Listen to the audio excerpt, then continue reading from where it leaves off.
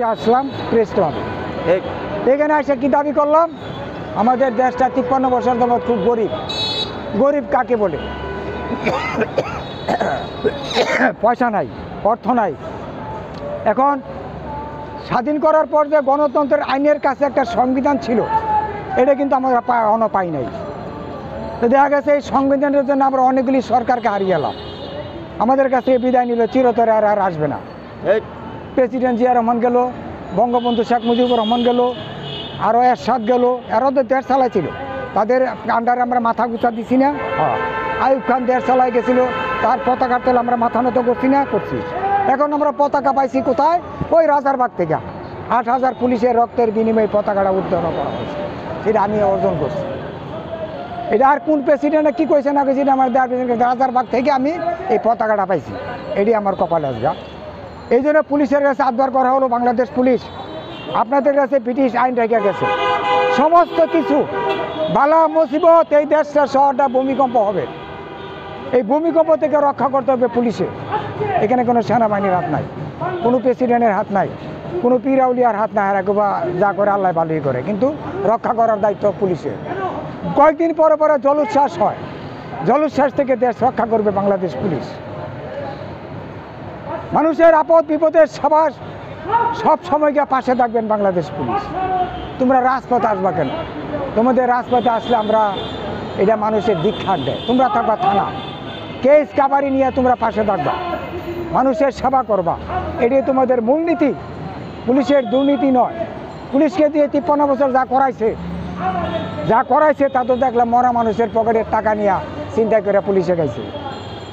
গাঞ্জার পুটলা বেচছে রিক্সাওয়ালার কাছে পুলিশে, ফেন্সির বোতল বেচছে, বাবা ট্যাবলেট বেচছে পুলিশে। এরপরে পুলিশের প্রতি আমরা আস্থা হারাই নাই কেন? ওই মণি থাকে সাপের মাথায়, মণি থাকে সাপের মাথায়। আপনারা যদি দেশবাসী সমস্ত একত্র হন, তাহলে পুলিশকে আমরা ধরবো। স্যার 10 ঘরে 10 বার সেলিউট দিব। স্যার স্যার স্যার আমগর সংবিধান দেন, আমগর বাঁচার সংবিধান দেন। পুলিশ আর করুণা চিৎকার সহ্য করতে না পাইরা পুলিশ বাধ্যতা হবে, এই দেশের জনগণকে সংবিধান দিতে হবে। যদি সংবিধান থাকতো তাহলে হাসিনার দৌড়ানোর লোক আসছিল বাংলাদেশে? আসিল নাই, একজনও নাই।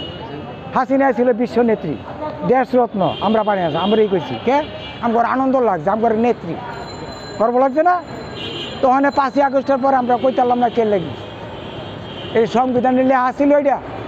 হ্যাঁ, বঙ্গবন্ধুরের সপরিবারে হত্যা করবো সংবিধান রাখা ছিল? নাই। জিয়া রহমানের সার্কিট হাউসে খুন করবো সংবিধানে ছিল? নাই নাই। তাহলে সবাই হাসতে হারালাম পুলিশের কাছ থেকে লেগে। হ্যাঁ, পুলিশে 71 সালে স্বরাষ্ট্রমন্ত্রী ছিল, দায়িত্ব নিয়েছিল গোলাম আজম। তারপরে পুলিশের দালালের দায়িত্বগুলি কে নিল?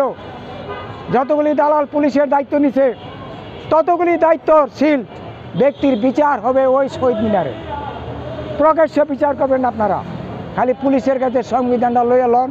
আমরা যদি সকল দেশবাসী একত্র হই যে পুলিশের দরবারে গিয়ে আমরা হাক্কার দিব, স্যার সংবিধান চাই, স্যার সংবিধান চাই, পুলিশের বাপে দিব, পুলিশের বাপে দিব নাকি? আবার 5ই আগস্টে পুলিশ মরছে না, কেন মরছে? পুলিশকে এত অপমান কেন করছে? পুলিশে মরা মাইসে টাকা খাইছে, পুলিশে ঘুষ খাইছে, রিক্সাওয়ালাদের বাজারের টাকা নিয়ে খাইয়ে লেছে, গাঞ্জার পুটলা বেচছে, বাইয়া বা বেচছে, ফেন্সি বেচছে, জায়গায় জায়গায় ছিনতাইকারী করছে পুলিশে। এটা কাম? এগুলি কাম ছিল পুলিশের? এখন সংবিধান তৈরি করবা। তোমাদেরকে বাংলাদেশ পুলিশকে বর্তমানে যিনি আইজি পরে দায়িত্বে আছেন, আপনি বাংলাদেশের প্রত্যেকটা থানার গে চাপ দেন 90 দিন, 3টা আমাবস্যা লাগবো। 3 আমাবস্যা ধরতে 120 দিন। 120 দিনের সংবিধান তৈরি করে জনগণের হাতে দেন। আমার বাতিজা তারেক রহমান বলাইতেছে, যুবক পোলা, সংবিধানের দরকার না, রাই একটু উষ্টা খাইব। খাইছেনি উষ্টাই তো সবগুলি উষ্টা খাইছে কেন? শুধু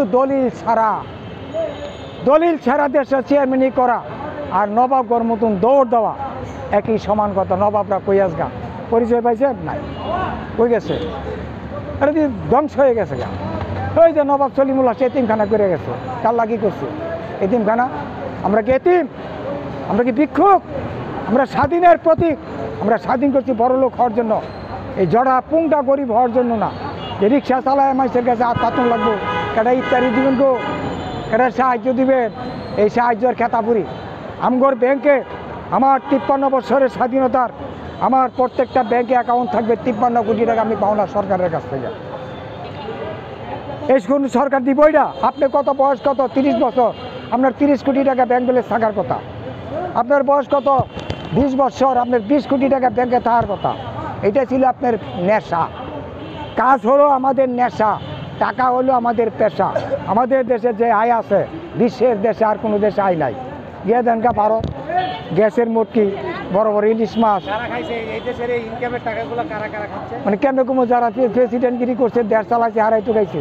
আমরা তো এখন পাশে নিয়ে দেখলাম একজনের মধু দিছে, 99 জন নাচে কিছে, ওই মধু মিষ্টি, মধু মিষ্টি, আমরা নাচছি হের দেয়া দিই। তো মধু খাইয়া পলাইছে, মানে আমরা কি করবো? ফুলের মধু খাইয়া গেছে গা, মানে 1-2 কোটি মানুষের মধু খাওয়ায়, খাওয়ায় নাচায়, পরে হারাই পোল্ট্রি দেয়, খালি তামসা দেয়। আর পোল্ট্রির দরকার নাই, আর মধু খাওয়ার দরকার নাই। যার যার ইনকামের রাস্তা করেন, আর ব্যাংকে অ্যাকাউন্টের কার্ড ঢুকাইবেন, আর টাকা খেরাই বেরিব, এই ব্যবস্থা করেন। ডোনাল্ড ট্রাম্প, আপনি স্বাধীন দিবস উপলক্ষে আপনার থেকে ডাকলাম, আপনি আসেন আমাদের দেশটার মধ্যে, আপনি দেখে যান আমরা কেন এত গরিব। 53 বছর হলো আমরা এই দেশটা স্বাধীন করলাম গরিব থাকার জন্য। 30 লক্ষ মানুষ মারলাম, 8000 পুলিশ মারলাম, এই পুলিশ মাইরা পতাকা কপালে লাগাইলাম।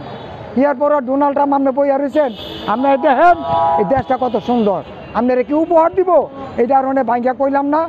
সরম দিকি পাইবেন, এটা বরণ করে নেবেন হাসি মুখে। তবে আপনার জন্য আমরা অপেক্ষা আছি কবে আসবেন। ভাতিজা তারেক রহমান, তুমি তাড়াতাড়ি বেড়া আয়, দেশ ফাঁকা, ঢাকা শহর ফাঁকা, সব ফাঁকা। পুলিশ দপ্তরিকে সংবিধান লো তাড়াতাড়ি, আমি সংবিধান দাবি করতেছি তোমার জন্য।